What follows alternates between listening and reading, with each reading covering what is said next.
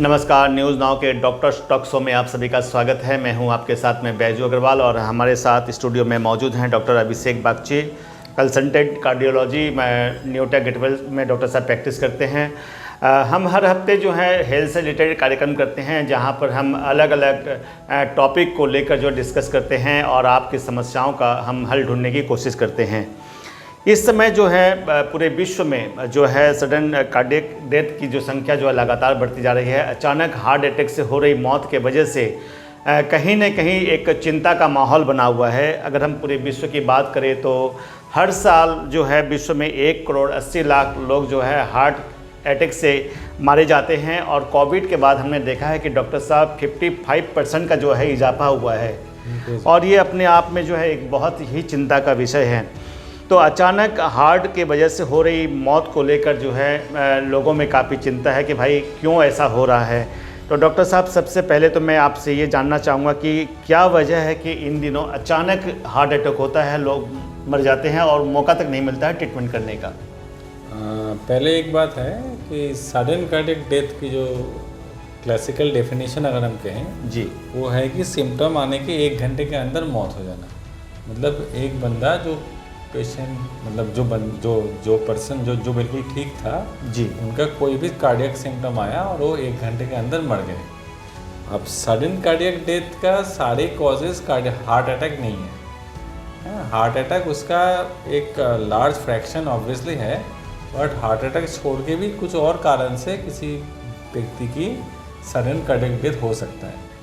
वैसे देखा जाए तो सडन कार्डियक डेथ का जो बेसिक कंसेप्ट है वो ये है कि आइदर पेशेंट को हार्ट अटैक हुआ है या नहीं तो पहले नहीं उसी टाइम हार्ट अटैक हुआ, या दूसरा जो कारण होता है वो उसको हम एरिथमिक डेथ कहते हैं। अर्थात पेशेंट का हार्ट ठीक था लेकिन अचानक हार्ट के अंदर कुछ इलेक्ट्रिकल एबनॉर्मलिटीज़ आई जिसके कारण हार्ट बहुत तेज़ धड़का फिर रुक गया।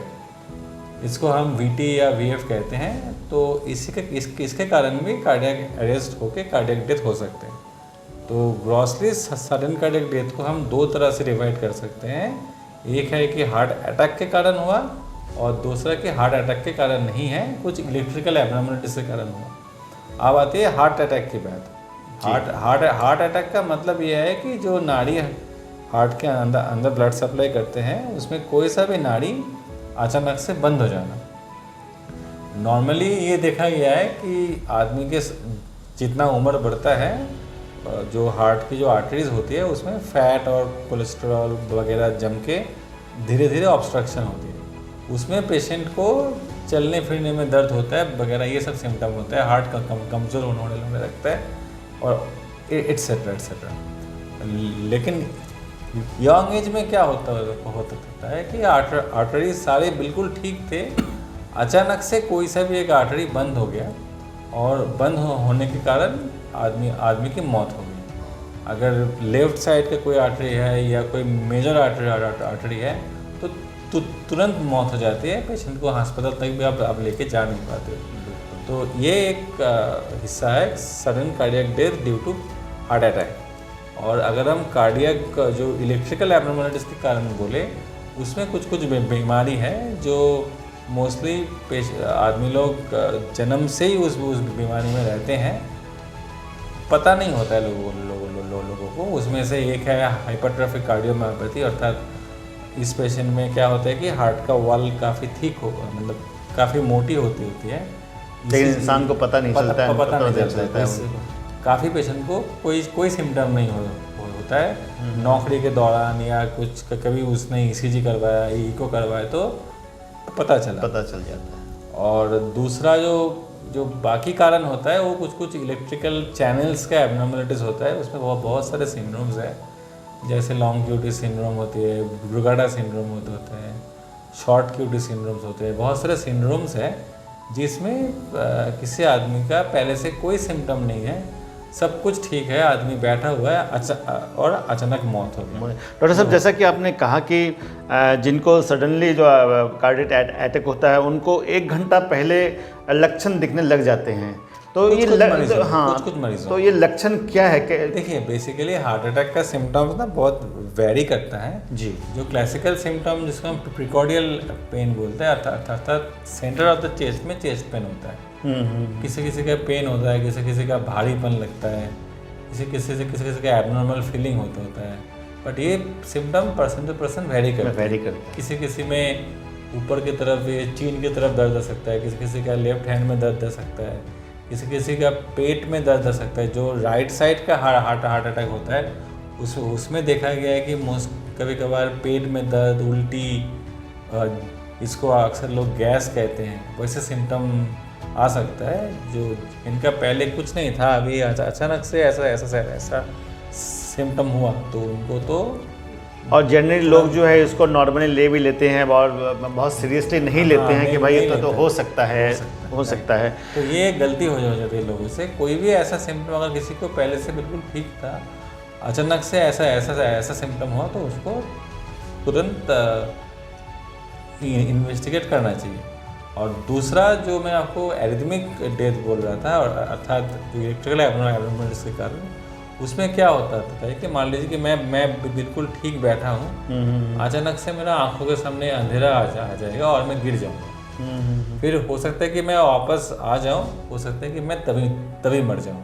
तो किसी के साथ अगर कभी ऐसा सिम्टम कभी हुआ हो कि बिल्कुल ठीक है, बैठा हुआ है, एकदम से आंखों के सामने अंधेरा सा छा गया और आदमी गिर गया, फिर चाहे 1 मिनट के लिए या 30 सेकेंड्स के लिए फिर वापस ठीक हो गया, लेकिन उस 30 सेकेंड में क्या हुआ था उनको याद नहीं रहेगा, उनको समझ नहीं रहेगा। तो ऐसा सिम्टम अगर किसी को होता है तो उसमें ये सब जो है मैंने आपको बताया कि लॉन्ग क्यूटी सिंड्रोम या हाइपरट्रॉफिक कार्डियोमायोपैथी, ये सब पेशेंट्स में ऐसा सिम्टम कभी कभार मिल सकता है। दर्शकों, हम डॉक्टर अभिषेक बागची से जो है अचानक हार्ट अटैक से हो रही मौत के बारे में हम बहुत ही डिटेल्स में बातचीत करेंगे और जानने की कोशिश करेंगे कि क्यों ऐसा हो रहा है और हमें क्या करना चाहिए। तो कभी जब डॉक्टर किसी घर में ऐसी घटना घट जाती है, किसी को अचानक से हार्ट अटैक आ जाता है, तो घर वाले बड़े घबरा जाते हैं, तो उस समय मरीज को क्या ट्रीटमेंट देना चाहिए, क्या करना चाहिए? ताकि सबसे पहले देखना है कि क्या सिम्टम हो रहा है।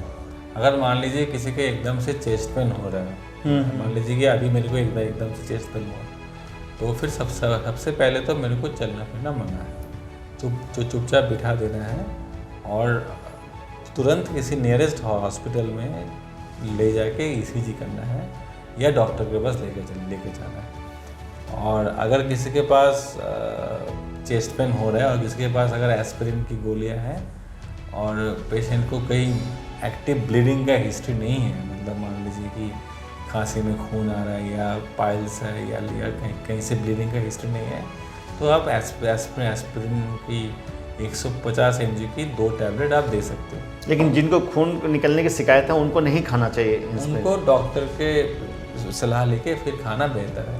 Unless and until some doctor is present, because वो सिम्टम सच में कार्डियक है या नहीं है ये तो घर वाले को समझ नहीं आएगा। तो ideally should be taken to the nearest hospital as soon as possible। फिर एक ECG करना है, वो ECG जो भी डॉक्टर वहाँ पे अवेलेबल होंगे उनको देखना है, और ECG में अगर कोई चेंज है जो डॉक्टर को लगे कि भाई ये कार्डियक सिम्टम हो सकता है, हार्ट अटैक हो सकता है, तो उनको कार्डियोलॉजी का जहाँ पे फैसिलिटी अवेलेबल है ऐसा हॉस्पिटल में भेजना चाहिए। और एक्यूट हार्ट अटैक का जो इलाज होता है उसमें पहले हम ब्लड थिनिंग टैबलेट देते हैं ताकि जो खून जम रहा है वो पतला होके पिघल जाए। उसके बाद इसका 2 तरह से इलाज कर सकते हैं। एक होता है कि स्ट्रॉन्ग डोज में कुछ हम जिसको थ्रोम्बोलाइटिस कहते हैं, काफ़ी सारे थ्रोम्बोलाइटिस अवेलेबल है, स्ट्रेप्टोकाइनेस, टेनेक्टिप्लेज, इब्रोकाइनेस वगैरह, रेडिटिप्लेज वगैरह। तो ये दवाइयाँ हैं जो खून को बहुत पतला कर देते हैं। तो ये इंजेक्शन तुरंत स्टार्ट करके हम उस क्लॉट को पिघल सकते हैं, बट ये 100% सक्सेसफुल तो नहीं होता है। और दूसरी बात है कि इसमें ब्लीडिंग का डर काफ़ी ज़्यादा होता है। दूसरा जो इलाज हम कर सकते हैं कि अगर किसी का हार्ट अटैक है और इसी में चेंजेस दिख रहा है तो उनको कैथ लैब में ले जाके अर्जेंट एंजियोग्राफी करके जो नस बंद हुई है उसको लोकेट करना है, फिर उसको एंजियोप्लास्टी के द्वारा ओपन करना है, मतलब खोलना है और एंजियोप्लास्टी करना है। उसमें हम एक स्टेंट डाल देते हैं ताकि वो जो आर्टरी बंद हुई थी वो वापस से बंद हो। तो डॉक्टर साहब, जिनको लंबे समय से हार्ट की बीमारी है, ऐसे पेशेंट को क्या अचानक से जो कार्डियटिक जो अटैक की बात हम लोग कर रहे हैं, वो ज़्यादा चांसेस रहते हैं क्या? देखिए, जिसका लंबे समय से कार्डियक बीमारी है, इसमें आपको देखना है कि उनको क्या बीमारी है। एक बीमारी होती है कि हमें चलने में छाती में दर्द होता है और बैठने में आराम आ जाता है। ऐसे पेशेंट में अक्सर ये देखने को मिलता है कि हार्ट की नाड़ियों में मल्टीपल जगह में ब्लॉकेजेस हैं। उसमें आप एंजियोग्राफी करके हम देख सकते हैं और कहाँ ब्लॉकेजेस है। अगर उसमें कुछ करने लायक है तो कर सकते हैं, नहीं तो हम दवाई पे चलते हैं। दूसरा होता है कि पेशेंट को हार्ट में किसी कारण से कमज़ोरी हो गई, हार्ट कमज़ोर हो गया और हार्ट का चेम्बर्स डायलेट हो गया, अर्थात हार्ट का जो पंपिंग क्षमता है वो कम हो गया। ऐसा मरीजों में एरिथमिक डेथ, जो मैंने आपको पहले बताया था कि अचानक से आदमी बेहोश होकर गिर जाएगा और उठेगा नहीं, ये सडन कार्डियक डेथ का जो कारण होता है वो ऐसे डायलेटेड हार्ट वाले पेशेंट में, और जिस पेशेंट में हार्ट का इजेक्शन फ्रैक्शन अर्थात कॉन्ट्रैक्टिलिटी कम है, ऐसा मरीजों में हमें मिलता है। डॉक्टर साहब, जेनेटिक हिस्ट्री भी क्या इससे रिलेटेड है क्या? जेनेटिक हिस्ट्री ऑब्वियसली रिलेटेड है, दोनों तरफ से रिलेटेड है। अर्थात जो एरिथमिक डेथ है, as for example hypertrophic cardiomyopathy को हम ऑटोसोमल डोमिनेंट कहते हैं। ये तो किसी फैमिली में रन करते हैं। अर्थात मेरा पिताजी का था, उनके पिताजी का था, उनका पिताजी का था, वगैरह वगैरह। जो बाकी जो लॉन्गिट्यूडिनल सिंड्रोम्स है, इसमें बहुत या और जो सारे सिंड्रोम्स हैं, ये सारे सिंड्रोम्स में देखा गया है कि इसमें कुछ ऑटोसोमल रिसेसिव होता है, कुछ डोमिनेंट होता है। अर्थात सारे फैमिली में हिस्ट्री नहीं मिलेगा, बट ऐसा आपको हिस्ट्री मिलेगा कि किसी का एक कोई चाचा थे जो अचानक मर गए थे, या एक कोई मामा थे जो अचानक मृत्यु हुई थी। दूसरा तरफ अगर हम हार्ट अटैक की तरफ आए, हार्ट अटैक का एक इम्पॉर्टेंट कारण है कि ब्लड में कोलेस्ट्रॉल लेवल ज़्यादा होना।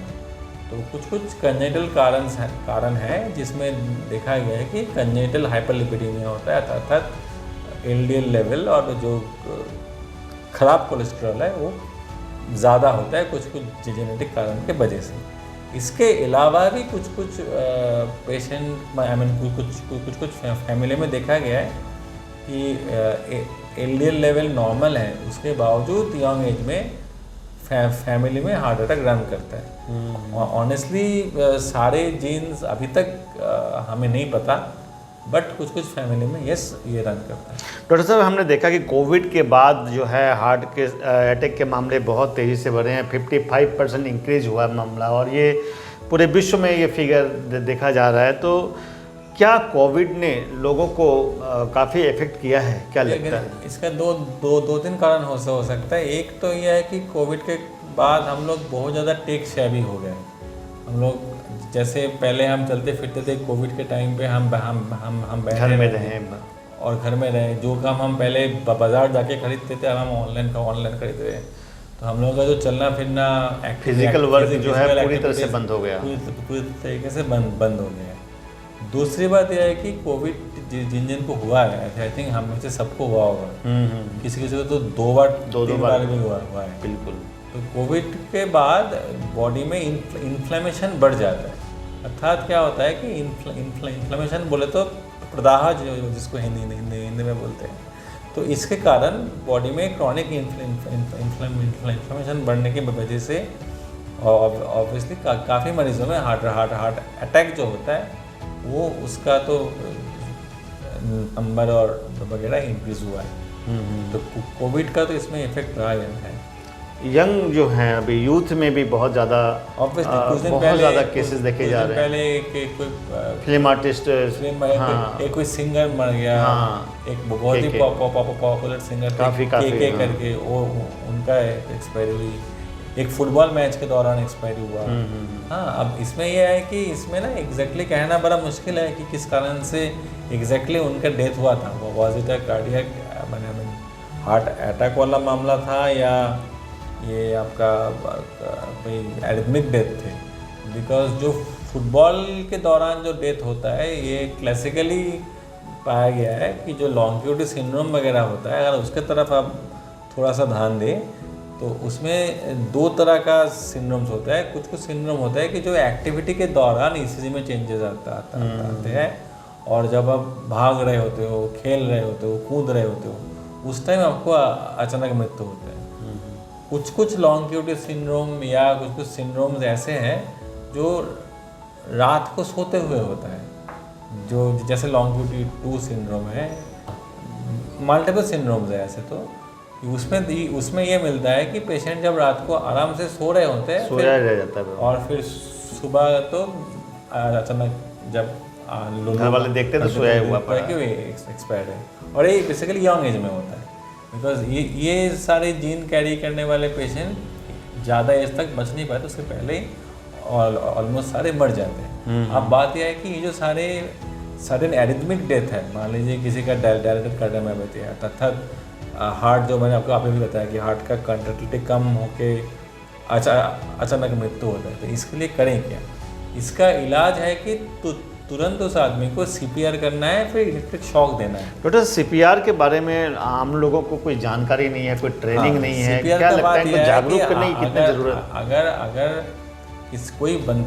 कोई आदमी या औरत या जो भी आपको अगर अचानक से मिले कि भाई वो बात नहीं कर रहे, तो एज अ नॉन मेडिको आपको तो पल्स वगैरह देखना आएगा नहीं, तो उसको आपको जाके जोर से हिलाना है और पूछना है कि भाई आपका नाम क्या है वगैरह वगैरह सवाल जोर से पूछना है, और उनको ज़मीन में फ्लैट करके लेटाना है एक सेफ जगह पे। फर्स्ट सीन सेफ्टी, तो एक बिल्कुल सेफ जगह पे जहाँ पे कोई भीड़ भाड़ नहीं है, खाली जगह है जहाँ पे कोई जो बंदा सीपीआर कर रहे हैं उनका कोई रिस्क नहीं है। मान लीजिए कहीं पे आग लग गया तो उसके बंदा जाके सीपीआर नहीं करने का, साफ मतलब सेफ जगह पे लाके उस आदमी को फ्लैट लेटाना है, फिर उनसे पूछना है कि भाई आप ठीक हो वगैरह वगैरह।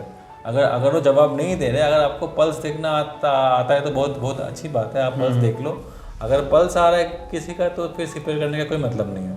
अगर पल्स नहीं आ रहा है, आप देख पाते हो, या मान लो कि आपको वो ज्ञान नहीं है, तो उनको chest, centre of the chest में, ये जो इसको हम स्टार्नम कहते हैं, इसमें दोनों हाथ ऐसे करके स्ट्रेट करके आपको दबाना है ना। पहले कंसेप्ट ये था कि मतलब सांस देना है, वो कंसेप्ट अभी नहीं चलता, अभी नहीं देना है, आपको ऐसे तेज दबाना है और करना पूरा, और आपको ध्यान देना है कि आप नीचे जा रहे हो, फिर उसको वापस भी आने का। कभी कभार लोग गलती क्या करते हैं कि सिर्फ दबाते रहते हैं। इससे फ़ायदा नहीं होता है, बिकॉज इसमें आप कर क्या रहे हो। सिर्फ एक चीज़ लोगों को क्लियर होना चाहिए कि सीपीआर के दौरान आप हार्ट का काम आप हाथ से कर रहे हो, अर्थात हमारा हार्ट पंप करता है तो ब्लड बॉडी में जाता है, फिर वो डायलेट करता है तो उसके अंदर खून वापस आता है, फिर वो वापस कंट्रैक्ट करता है तो खून बॉडी में जाता है।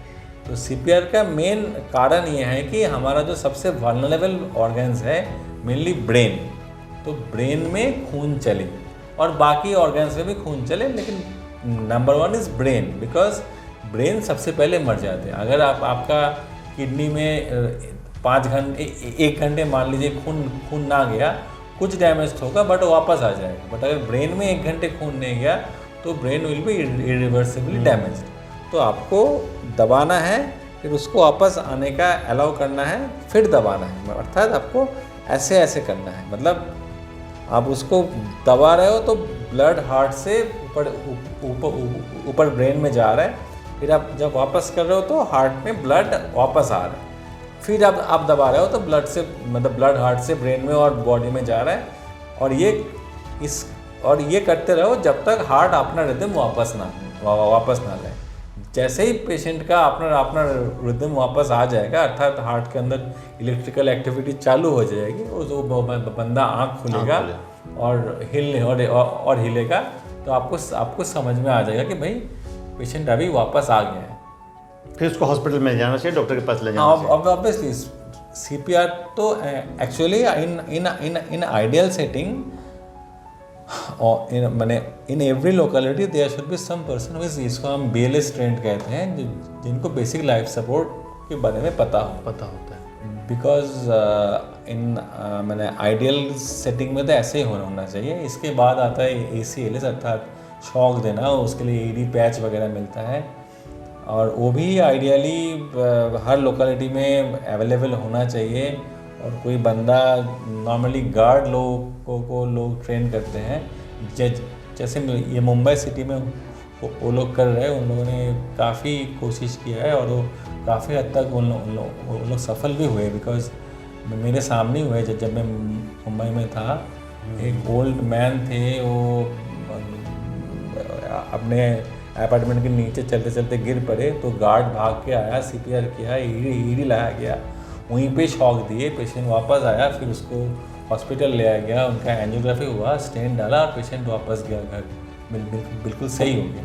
तो अगर ये अवेलेबल नहीं होता तो क्या पता वहीं पे ही वो मर जाते।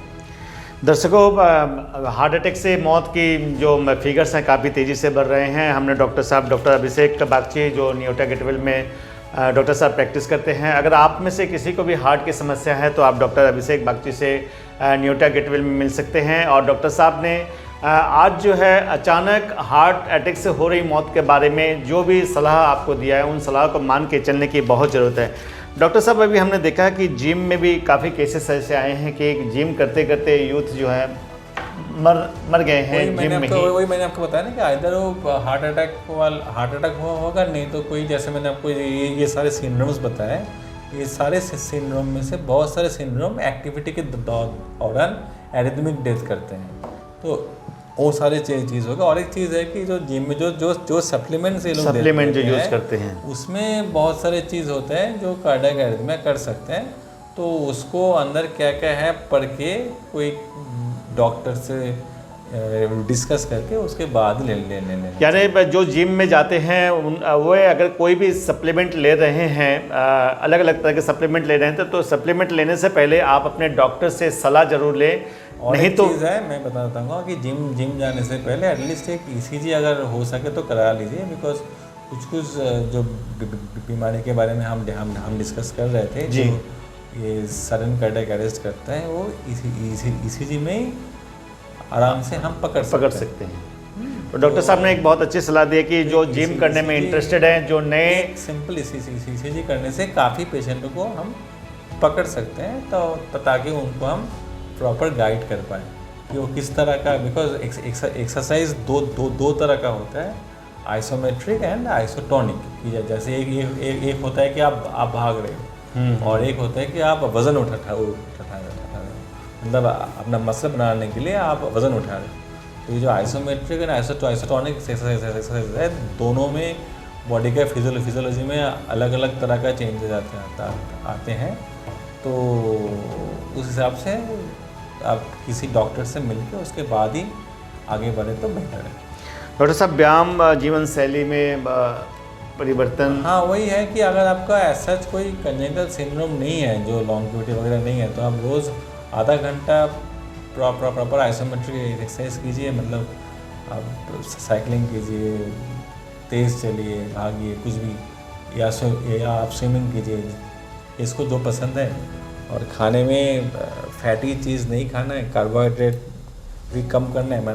मतलब एक तो तेल नहीं खाने का, तेल घी सब एज मिनिमम एज पॉसिबल, है ना। और प्योर कार्बोहाइड्रेट जो होता है, जैसे मान लीजिए कि चावल, उसका भी, या मीठा चीज़, अगर डायबिटीज़ है तो pure carbohydrate is also injurious. हमें फाइब्रस, मतलब जिसमें हाई फाइबर डाइट है, वैसा खाना, जैसे जोआर बाजरा हो गया या मिलेट हो गया, इस तरह का खाने की तरफ जाना चाहिए। आलू कम खाना है, बिकॉज ये देखा गया है कि ये सब चीज़ हार्ट अटैक के चांसेस को बढ़ाते हैं। तो दर्शकों, हमने डॉक्टर अभिषेक बागची से जो है आज अचानक हार्ट अटैक से होने वाली मौत के बारे में बहुत विस्तार से बात किया। और डॉक्टर साहब ने कई तरह की इन्फॉर्मेशन हमें दी है और आपने इस कार्यक्रम को देखा।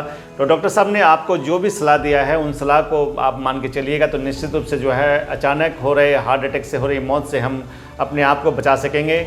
इसी तरह अगले हफ्ते फिर एक नए कार्यक्रम के साथ हम आपके बीच में हाजिर होंगे। फिलहाल हम आपसे लेते हैं विदा। नमस्कार।